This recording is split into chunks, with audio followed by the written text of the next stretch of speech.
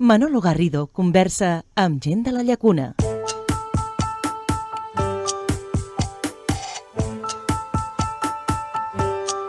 Soc Camil Queraltó Ventura, tinc 72 anys. Vaig néixer a Barcelona, encara que de família llaconenca i per motius clínics. Em dedico professionalment a l'arquitectura, tot i que estic jubilat com a funcionari, que he sigut durant anys. Aquesta conversa la fem a la meva casa de la Llacuna. Soc gent de la Llacuna. Senyor Queraltó, fem la conversa a la seva casa, una casa dissenyada per vostè, és a dir, estem en una casa que és producte de la seva creació? En part, si us la mireu, veureu que té una estructura d'encavallades de tipologia industrial. No és moderna en aquest sentit, perquè és l'antic magatzem on el meu pare guardava els camions i inclús els porcs, ell era porcater. Em va fer il·lusió poder aprofitar aquesta construcció i adequar-la a l'habitatge, però conservant les encavallades, les parets de pedra i l'estructura del magatzem. Hi ha una mica el compendi de tots els coneixements arquitectònics. Hi ha elements del romànic, que són finestres així abocinades, que no són gratuïtes.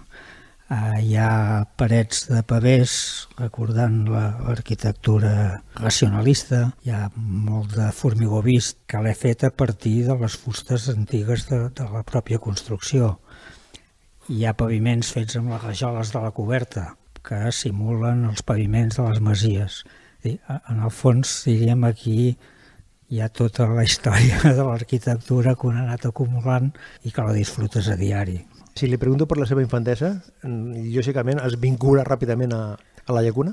Sí, jo vaig néixer a Gràcia i em van batejar els Josepets perquè la meva mare va anar a una clínica d'allà, d'una mútua a la que devien estar afiliats. Però immediatament que es devia recuperar la meva mare i tot plegat vam tornar aquí. Jo vaig néixer un diumenge 10 de desembre del 50, després d'un partit Barça-Espanyol a les Corts. I a la seva memòria de la seva infantesa a la Llacuna, els primers records, on els situen? És d'una infantesa en blanc i negre. Els únics colors eren els de la natura, però el que ens envoltava era blanc i negre, des dels llibres de text, que no eren en colors, eren en blanc i negre, amb dibuixos en blanc i negre, les fotografies de Franco i José Antonio, que eren dibuixos en blanc i negre, i era en blanc i negre el cine parroquial, que llavors el capellà mossèn Anton havia muntat un cine per la canalla. Era en blanc i negre i una mica de verd que hi posava la Guàrdia Civil, excepte els colors de la primavera i de la tardor i tot plegat, que encara que no fossin pagesos coneixíem força bé. Són moments també de tres espais del poble, de la Pansa, de Ca l'Agustí, de Ca l'Americano, que formen part de la història de centenars de milers de persones de la Llacuna. Per vostè també, una part de la seva vida va transitar per allà, és a dir, era punt de trobada en diferents moments, en diferents èpoques, en diferents persones, però que forma part de la seva memòria personal. Sí, en tot cas ja són, diríem, de més avançada la infància. La infància és més primària, és la de l'escola. Allà vam descobrir la transhumància, la dels animals, perquè per davant de l'escola passaven els ramats transhumants que anaven cap al Pirineu o tornaven del Pirineu, per tant a la primavera i a la tardor, i passaven durant dies, perquè passaven molts ramats, perquè la carrerada de la Cerdanya passava per aquí a la Llacuna. Hi havia una altra transhumància que era humana, que potser no era transhumància en el sentit periòdic, però que era la dels pobres captaires que anaven apareixent. Jo després he pensat que molts devien ser represaliats de la guerra civil, de la postguerra, que sortien sense res per fer, perquè tenien un aspecte de tristor Són aquelles imatges que queden d'aquella època. Llavors, si fem aquest canvi ja del moment més de la joventut, és quan apareix aquests jocs que li parlava jo, de la pansa, de l'americano, de l'Agustí, sí? Però, per exemple, jo anava a la pansa a fer el vermut amb el meu tio perquè m'hi portava als principis de seguir el futbol. Ell em portava, sent ben petit, amb l'equip de futbol de la Llacuna, que ell feia d'entrenador o va jugar fins a molt gran. I, per tant, la pansa era un lloc, diríem, indiscutible. A Cal Agustí el recordo perquè va ser el primer lloc on vam anar a veure la tele abans de tenir tele a casa. Caramba. Que devia ser l'any 60.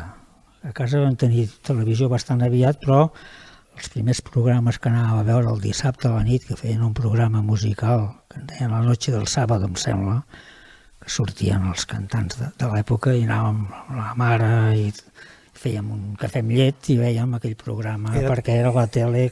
Era tot un aconteixement. Era un aconteixement. Total, no? I a Cal Americano, per descomptat, el cinema, que en aquell moment hi havia el cinema l'apte, el no apte, etc. I que alguna vegada jo havia entrat d'estranquis amagat amb la meva mare i allà vam començar a descobrir el color, les primeres pel·lícules en color i per tant imatges en color quan la foto i tot el demés era en blanc i negre. Un element important que em comentava vostè, per vostè i per la història de la Llacuna, és la piscina, la construcció, l'element de la piscina, que es converteix també en un lloc, en un punt de trobada. Recorda vostè aquests primers moments? La piscina es va inaugurar, jo diria que l'any 59-60. Per tant, s'estava construint perquè es va fer manualment des del 57-58. Jo tinc una imatge d'infància important que és les glaçades de l'any 56, que va ser dramàtic. Molta part de la migració del món rural cap a la ciutat va venir després d'aquelles glaçades que van matar els ceps, les oliveres i de més. Va ser el febrer del 56 i recordo aquell fred. La piscina es va començar a construir a pic i pala, gairebé, fent les rases. Varen fer primer el perímetre del que seria el vas i nosaltres anàvem a jugar a guerra allà perquè era una trinxera perfecta, mentre no van aprofundir. Els cents i cents de metres cúbics de terra que es van treure d'allà es varen portar a l'altre costat del que llavors era el camí de la Torre Busqueta, no? La carretera d'ara. Però allò va ser una construcció important. I jo havia anat allà amb la meva àvia, que tenia un hort a costat de la Font de Dalt, que després va quedar incorporat a la piscina i sempre deia quan anàvem allà a prendre el sol, segons a quin racó deia aquí hi ha el meu hort a sota, perquè era curiós. Va ser important, em sembla que només hi havia a la comarca o a les rodalies d'aquí la piscina de Capellades, que era la famosa, excepte el Club Nàutic o Club Natació d'Igualada, que aquest ja era històric. Però aquesta va ser el segon poble que va tenir piscina, que va, diríem, donar una embranzida forta al turisme. El poble ja era d'estiueig per raons sanitàries, per les aigües, pel clima sec, etc. Al fer la piscina, que va ser un encert, va, diríem, enfortir el món turístic.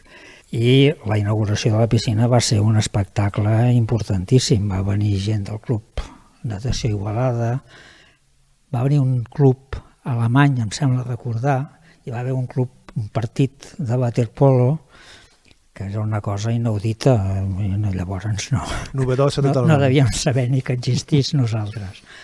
I salts de trampolí, etc. Va ser tot un festival important amb totes les autoritats franquistes de la comarca, etc. Té un record concret del calendari quan vostè determina o pensa o fa el clip de vull ser arquitecte? Jo crec que em va influir molt el viure la construcció de la casa. El fet que el meu oncle més proper fos paleta.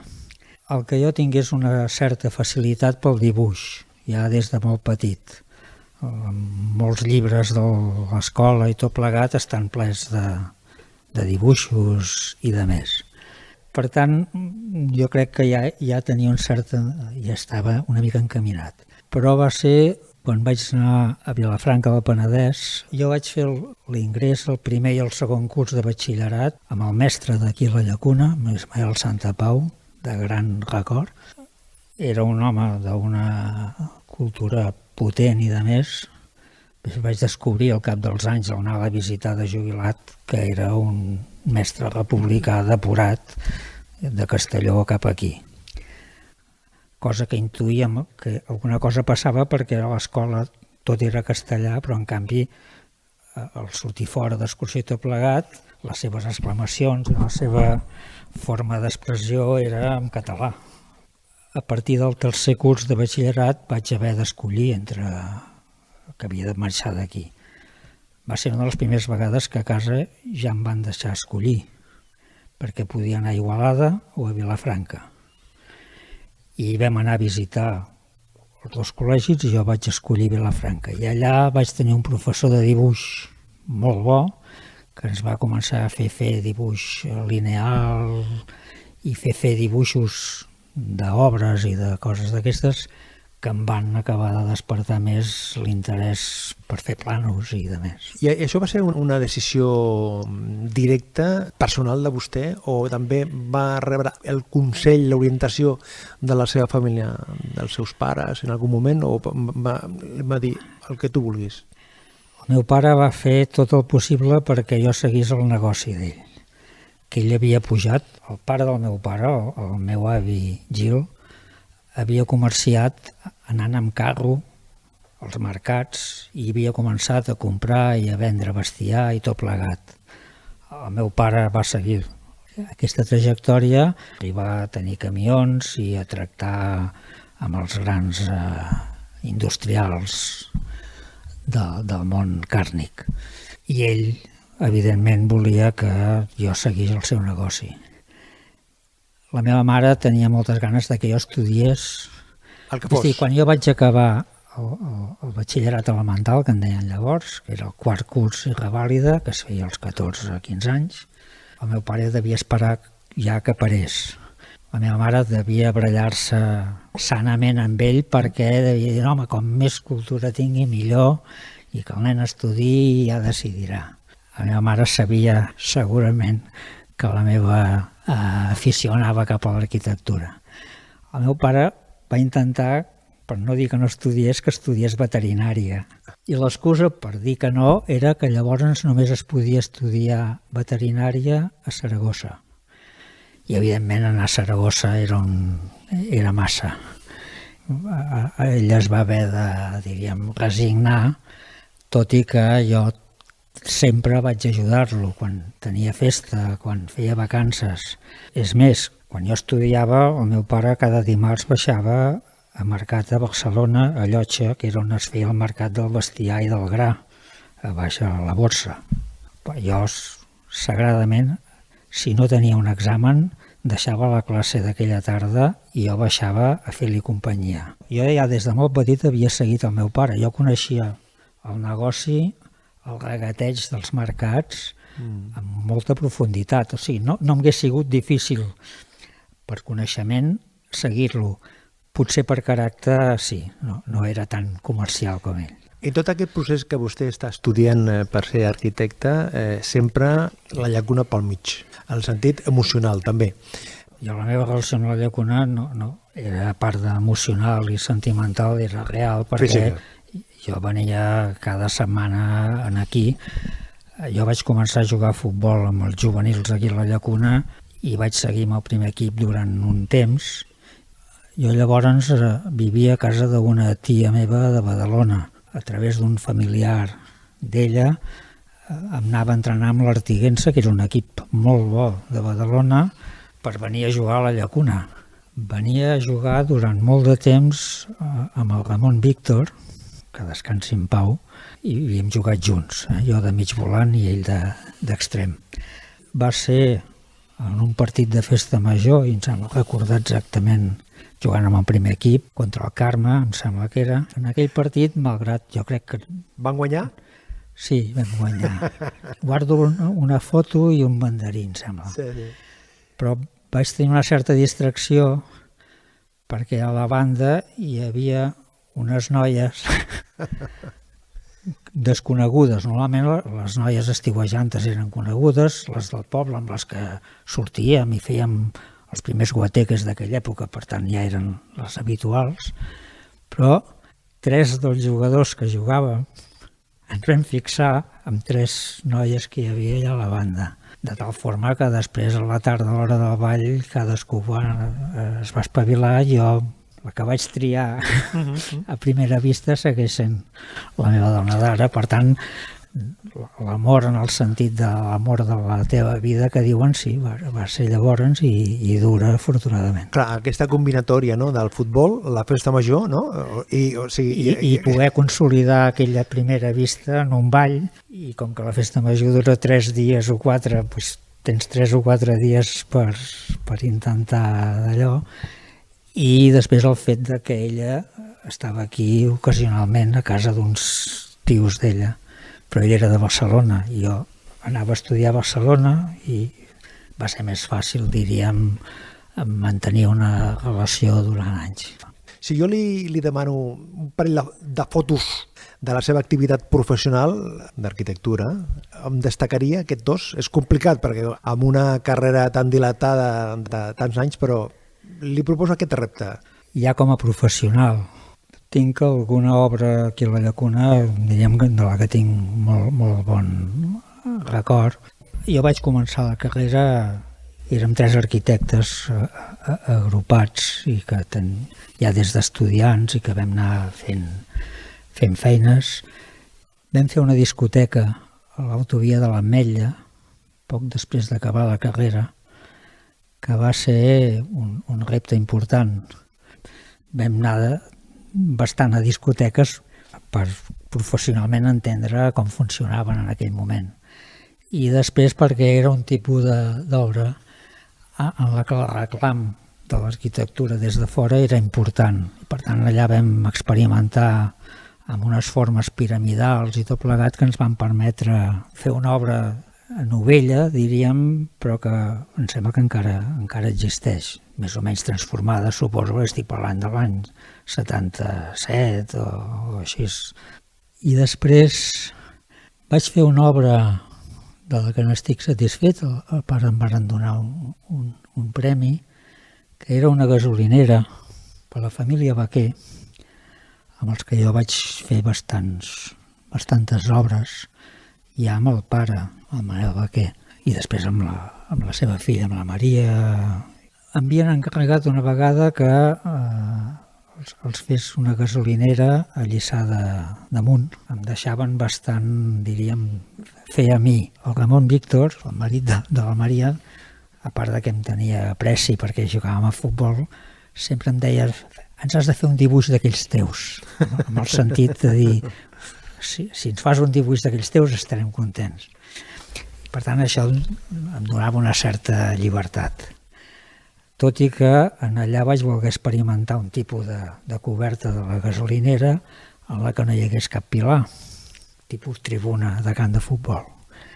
I recordo que el senyor Baquer, quan li vaig ensenyar el projecte, em va dir: Camil, això s'aguanta segur?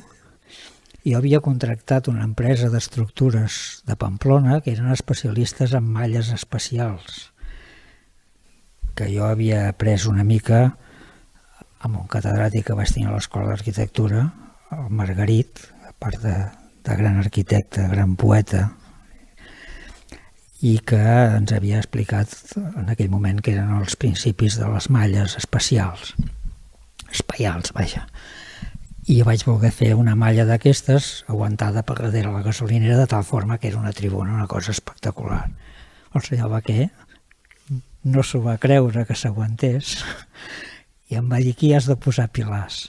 I llavors vam recalcular amb un enginyer de la família d'ells una estructura que jo vaig voler que seguís tenint la forma de malla, però havien de sortir 2 pilars a davant. Al cap del temps Una de les empreses, la que tenia la gasolinera del Turó Park històrica del Turó Park a Barcelona, varen adquirir una gasolinera del carrer Bac de Roda, sota de la Gran Via. I era molt antiga i em van dir que la remodelés.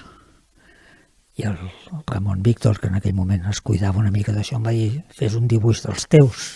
En allà vam mantenir la marquesina que hi havia, l'estructura, i vam fer de nou tota l'oficina. En allà em vaig també poder recrear i de tal forma que vaig presentar-me a un concurs a Madrid i em van donar un primer accessi tot plegat i segueix estant allà. Amb les ulleres de l'arquitecte, com està la llacuna?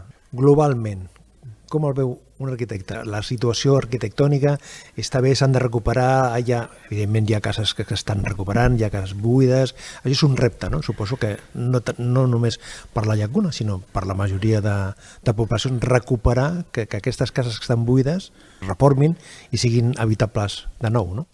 La llacuna, com comentava abans, té tres corones. Té el nucli medieval perfectament definit i afortunadament força ben conservat. Hi ha alguna cosa que desentona dintre del recinte, però en principi inclús les obres més modernes que s'han fet per mi mateix o per altres arquitectes també d'aquí han sapigut reinterpretar l'arquitectura dintre d'un recinte històric, diríem.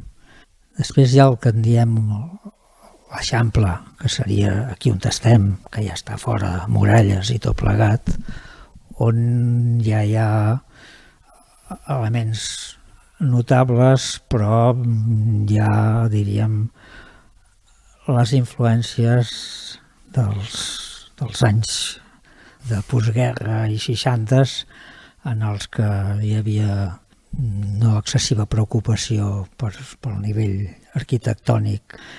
I després hi ha les urbanitzacions, que en diem, on ja hi ha alguns elements d'arquitectura que estan força bé, però on domina un tipus d'arquitectura, diríem, sense masses pretensions.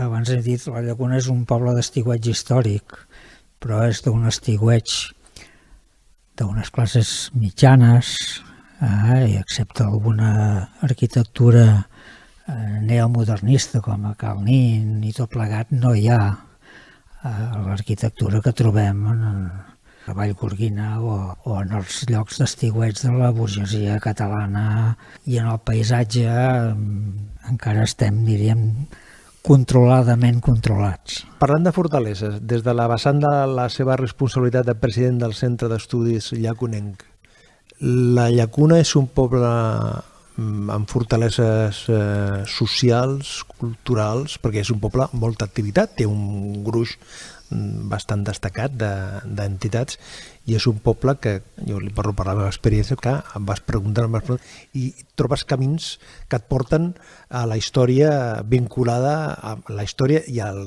present de Catalunya. És a dir, aquesta vitalitat que té la Llacuna, en aquest cas, no li pregunto a l'arquitecte, li pregunto al president del CEI, com ho veu? L'activitat associativa de la Llacuna és notabilíssima, i ho és no des de fa molts anys. Jo recordo, sent arquitecte municipal a Vilanova i la Geltrú, i en allà participant molt, no només del que jo era responsable, que era l'urbanisme, sinó procurava sempre posar-me en el món de la cultura i de més, perquè sempre m'ha interessat el món de l'art i la cultura.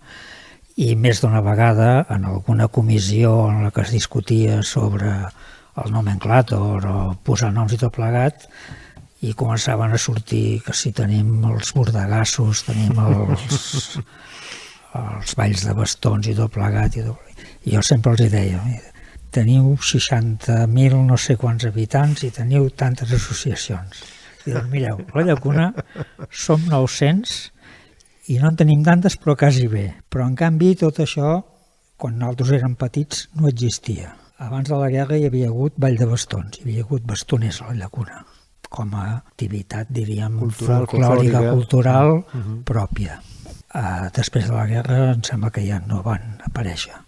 Després hi va haver les corals, això sí, hi ha la coral Cuitora, des de poc després de la guerra civil, ja va actuar i tot plegat. Però els gegants, la mulassa, els bastoners d'ara, les majorets, totes aquestes activitats són unes activitats aparegudes després i benvingudes siguin, però que no tenien una tradició anterior, però que, fruit d'aquest reviscolament de la cultura popular, han fet que hi hagi aquesta gran activitat. Però precisament d'aquesta activitat, senyor Grató, neix el Centre d'Estudis Llaconencs, o sigui, el fet de l'existència d'un centre d'estudis del poble posa de manifest aquesta vitalitat, no? Perquè hi ha un munt, vostè ho coneix millor que jo, hi ha un munt de poblacions que té una dimensió més gran d'habitants que no tenen una entitat que es dedica a la recerca de diferents moments de la història del poble. Sí, això és veritat. L'Ajuntament de la Llacuna ha sofert trasllats de seu. L'Ajuntament que ja vaig conèixer de petit era a les antigues escoles on ara hi ha el parc de bombers. Un edifici inaugurat, em sembla recordar, l'any 29, fruit de la dictadura de Primo de Rivera, quan es van fer per molts municipis un edifici en el que hi havia barrejada la política i la cultura. I l'habitatge eren les escoles, l'escola de niños, escuela de niñas, l'Ajuntament i la casa del metge, del mestre. Era aquest edifici amb un frontó, amb dues ales perquè estiguessin ben separats els nens i les nenes, entremig l'escala per anar a dalt a la casa consistorial, etc. Després es va fer l'edifici de la plaça de les Eres, ara dedicada al nostre estimat metge, i una temporada que estaven allà amb el consultori, el CAP a baix. Després, ja amb l'Ajuntament Democràtic, i em sembla que amb un gran encert, sent alcalde en Marcelí Valls, primer alcalde democràtic, hi va haver, diríem, l'adquisició de l'antiga rectoria, amb la qual es consolidava la vida social a la plaça Major, perquè estava dominada per la Iglésia. A la plaça Major, durant la República, ja hi havia una part de política emplaçada perquè hi havia el cafè dels republicans, que era Cal Pepus. Per situar a la gent que s'estigui escoltant a Cal Pepus, és Arts Llacuna. Arts Llacuna. Per situar-nos físicament. En allà hi havia una sala de ball que es va inaugurar l'any 1901, Cal Pepus. Durant la República era el cafè republicà, per entendre'ns. A la majoria de pobles hi havia el cafè republicà i el cafè dels monàrquics o altres tendències més dretanes. En la postguerra es va instaurar allà la Falange. Quan la Falange va anar perdent força, als anys 50-60, s'hi va fer el Centre Cultural en Cosa, propiciat en bona part també per la parròquia i per la gent, diríem, encara que fossin ajuntaments franquistes, no vol dir que fossin franquistes recalcitrants, sinó que eren gent del poble. I per tant hi havia a la plaça Major un factor cultural que era el Centre Cultural en Cosa i el factor eclesiàstic que eren la rectoria i l'església. Però hi faltava el poder civil. Amb el primer Ajuntament Democràtic hi va haver la idea d'adquirir la rectoria per part de l'Ajuntament, no necessàriament per fer l'Ajuntament, però sí ja per fer-hi un centre cívic. Jo, en aquell moment, a mi se'm va encarregar que fes la nova rectoria on hi havia la capella del Santíssim i l'antic cementiri, que era part de la compensació amb el bisbat per adquirir la rectoria. Després, posteriorment, vaig fer un avantprojecte que no es va arribar a confirmar per fer-hi un centre cívic amb biblioteca i tot plegat. Amb la qual a la plaça ja hi havia els tres poders, d'alguna forma, la cultura, la religió i la política. Finalment hi ha l'Ajuntament, amb la qual diríem ja hi ha extrem i extrem de la plaça, el poder civil i el poder eclesiàstic. I aquesta vinculació del Centre d'Estudis Llaconencs deriva una continuació, no? Reprenent el fil, aquests canvis de seu de l'Ajuntament van fer que l'arxiu, el que hi havia d'arxiu, allò de perdre un llençol a cada bugada, s'hagués de conservar com fos. I en l'últim canvi hi va haver una certa, pel que m'han explicat, si no deixadesa, diríem allò, poca preocupació per bona part d'aquest arxiu. I uns llaconencs preocupats varen dir que es volia fer amb allò. I davant d'una certa, diríem, falta de decisió, van decidir recollir l'arxiu per conservar-lo. En Santiago Salvador, el Joan de Calnín i algú més. De tal forma que es varen fer dipositaris de l'arxiu, no de l'arxiu immediat de l'Ajuntament, que és el que té obligació de custodiar, sinó de l'arxiu històric que quedava. I d'aquí va derivar que aquesta necessitat de conservar l'arxiu no tan sols era de conservar, sinó d'intentar-lo posar al dia, i això va acabar, diríem, generant el Centre d'Estudis Llaconencs, que es deia Centre d'Estudis Llaconencs, Arxiu Històric de la Llacuna, que hem canviat ara el nom perquè des de fa un parell d'anys l'Ajuntament, amb un contracte amb la Diputació, va contractar un arxiver perquè posés en bord de l'arxiu, amb la qual l'arxiu, diríem, va ser cedit. Més que cedit, traspassat, no? Traspassat, perquè mai havia sigut, diríem, propietat del Centre d'Estudis, però en tot cas érem dipositaris, i ara ja no som Arxiu Històric de la Llacuna, tot i que ens preocupem per seguir arxivant la memòria històrica de la Llacuna. A veure si m'ajuda vostè amb una pregunta que m'acompanya a totes aquestes converses. Diuen que si passes 3 hiverns aquí a la Llacuna ja et pots considerar llaconenc. És cert, això? Si passes 3 hiverns i t'hi saps integrar, perquè, esclar, hi ha formes de passar l'hivern, diríem, a la vora del foc i prou. Explicaré una anècdota. Una vegada em va trucar el Xavier Fàbregas, que jo coneixia com a crític d'art, de teatre, de La Vanguardia, i com a escriptor d'alguns llibres interessantíssims sobre la cultura popular catalana i de més, i molt sobre teatre, i em truca i vam quedar per veure'ns. Em va estranyar molt, però el Xavier Fàbregas, que era un enamorat de la cultura popular i de les tradicions, i havia escrit sobre això, voltava molt per Catalunya. I va caure aquí a la Llacuna i alguna cosa el va encantar. De tal forma que va comprar 3 solars per fer-se una casa a la Llacuna. Va anar a mirar cases per la Llacuna i va caure a casa de la meva germana, li va agradar l'arquitectura aquella, em va trucar i vam parlar de la caça, de la pagesia, de la vinya, del bosc. Jo notava que li interessava. Jo pensava, com és que ve a caure aquí amb la quantitat de llocs, diríem, d'encant que té Catalunya. I de tal forma que vam quedar ja en concret per veure'ns a finals de setembre, perquè ell havia d'anar a Palerm a un congrés o alguna cosa.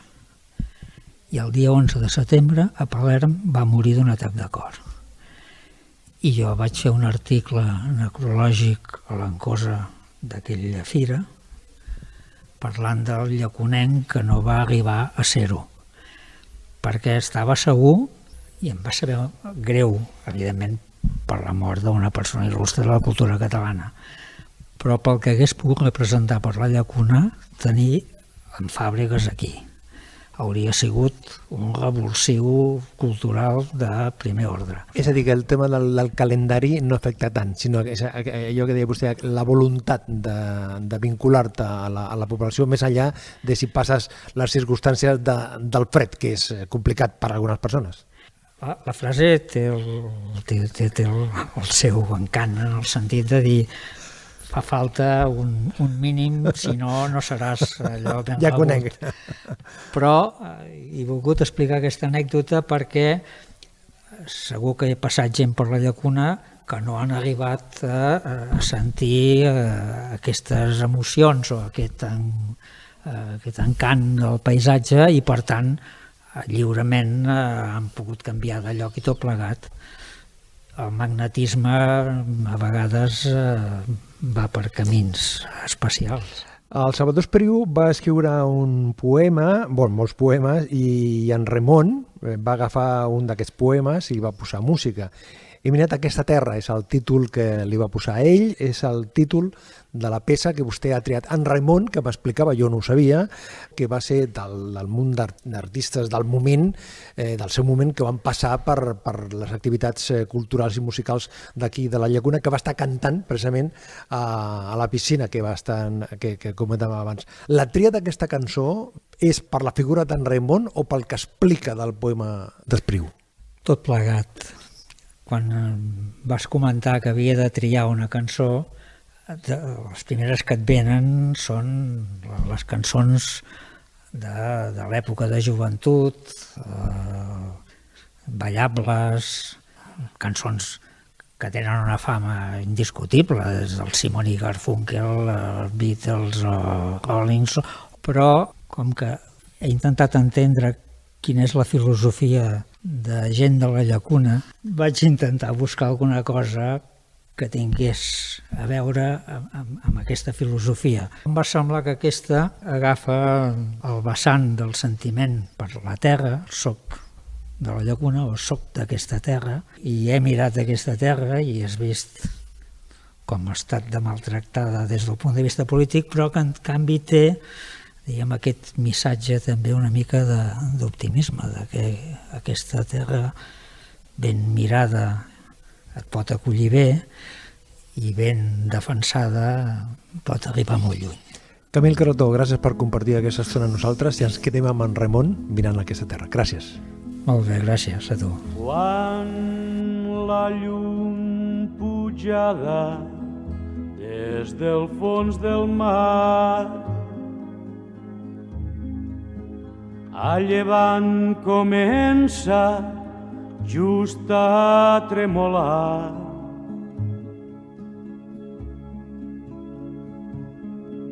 He mirat aquesta terra, he mirat aquesta terra.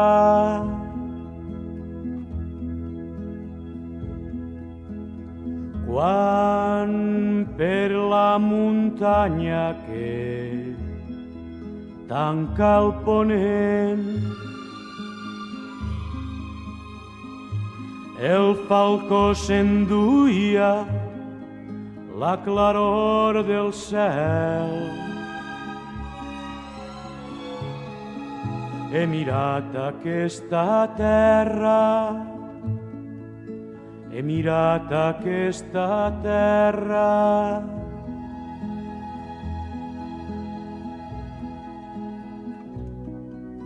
Mentre bleixa l'aire malalt de la nit i boques de fosca fressen als camins, he mirat aquesta terra,